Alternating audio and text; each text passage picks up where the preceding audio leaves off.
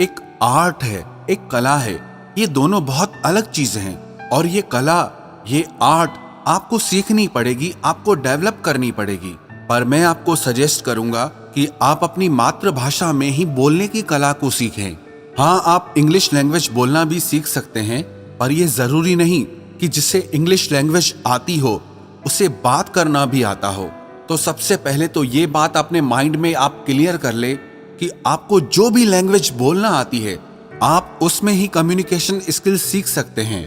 कई लोग क्या करते हैं कि वो डिक्शनरी से इंग्लिश के भारी भरकम शब्द ढूंढ लाते हैं और बात करते वक्त उसे कहीं भी फिट कर देते हैं ताकि दूसरों को नीचा दिखा सके और खुद को ऊंचा दिखा सके, ताकि दूसरे लोगों को ये लगे कि इससे कितना कुछ पता है। और यही आपकी गलती है। आप सबसे पहले अपनी मदर टंग में ही बोलने की कला को डेवलप करें। बोलने की कला सिर्फ नए शब्दों को सीख लेने से नहीं आती, इसमें बहुत सारी चीजों की जरूरत पड़ती है, जैसे eye contact, body language, voice tonality, being proactive. इन सबको मिलाकर आप एक अच्छे वक्ता बनते हैं। इनमें कहीं भी इंग्लिश होना जरूरी नहीं है। और अगर आप साथ ही साथ अपनी इंग्लिश भी इम्प्रूव करना चाहते हैं तो आप इंग्लिश में पढ़ना शुरू करें। एक डायरी बनाएं, उसमें आप इंग्लिश में लिखना शुरू करें।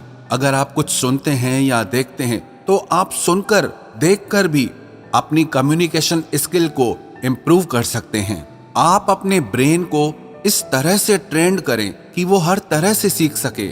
आप हर चीज का इस्तेमाल अपनी ग्रोथ के लिए, अपने इम्प्रूवमेंट के लिए कर सकते हैं। कम्युनिकेशन एक कला है। जैसे आप अपनी मसल्स को डेवलप करके स्ट्रांग बनाते हैं, वैसे ही आपको हर दिन सीख सीख कर अपनी इस कला को निखारना पड़ेगा। एक फेमस कोट है, communication works for those who work at it. अगर आप अपनी बोलने की कला पर काम करेंगे, उस पर मेहनत करेंगे, तो वो कला आपके लिए काम करेगी।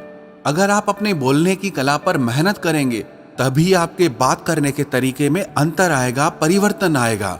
जिंदगी का एक नियम है, एक कानून है कि आप जिंदगी में जो भी कुछ पाना चाहते हैं उसके लिए आपको कीमत तो चुकानी ही पड़ेगी।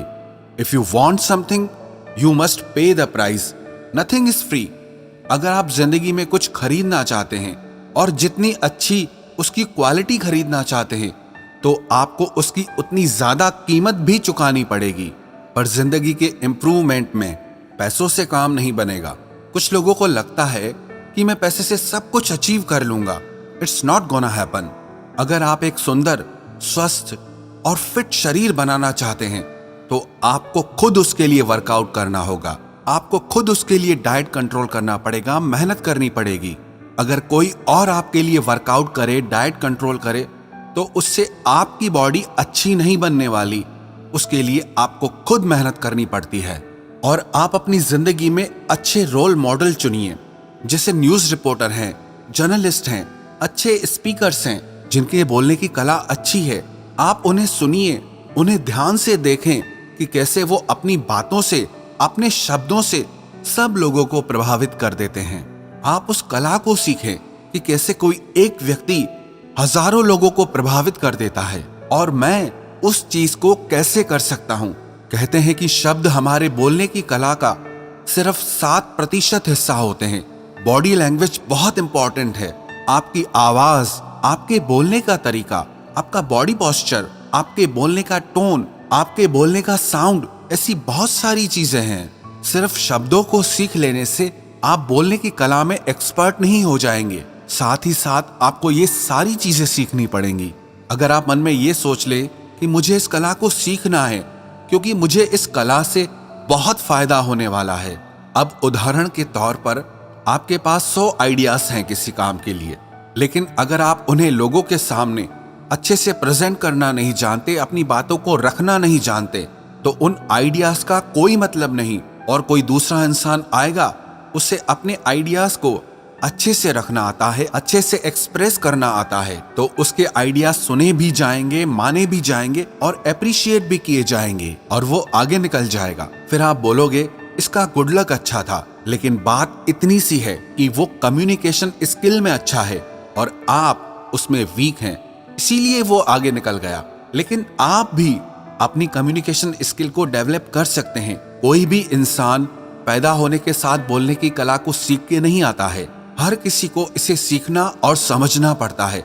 जैसे कि आप अपनी मसल्स पे जितना ज्यादा मेहनत करेंगे वो उतना स्ट्रांग हो जाएगी, ऐसे ही आप इस पर जितनी मेहनत करेंगे उतना ही आप इसमें अच्छे होते जाएंगे। आपको जहां बात करने में डर लगता है आप वहां जरूर बात करें। पब्लिक स्पीकिंग से, माइक पे बोलने से बहुत लोग डरते हैं। लोग रिजेक्शन से डरते हैं कि लोग मेरे बारे में क्या सोचेंगे, लोग मुझ पर हंसेंगे। लेकिन याद रखना, जब तक आप अपने आप को अपने कंफर्ट जोन से बाहर नहीं लाएंगे, खुद को ऐसे अनकंफर्टेबल जोन में नहीं डालेंगे, तब तक आप कुछ नहीं सीख पाएंगे। लेकिन आप अपने आप को उन सिचुएशंस में डालें जहां आप अनकंफर्टेबल हो रहे हों। ऐसा करने से आप फुल स्पीड में सीखना और समझना शुरू कर देंगे। और अगर आप अपने कंफर्ट जोन में ही पड़े रहेंगे तो आपको वही मिलेगा जो आपको आज तक मिलता आया है। आप जहां हैं, जैसे हैं, वैसे ही रहेंगे, वही करते रहेंगे जो आप हमेशा से करते आ रहे हैं, तो आपको कुछ नहीं मिलने वाला, आप कुछ नहीं सीख पाएंगे। पागलपन की एक परिभाषा ये भी है कि रोज रोज वही काम करते रहो और शाम को जाके भगवान से प्रार्थना करो कि हे भगवान, मेरी किस्मत बदल दो। किसी कवि ने क्या खूब लिखा है, खुदा ने उस शख्स के हालात कभी नहीं बदले, ना हो जिसे ख्याल खुद अपने हालात बदलने का। तो इसीलिए आप भी आज ये तय कर लो कि आपको अपने हालात खुद बदलने हैं और इसी साल में बदलने हैं।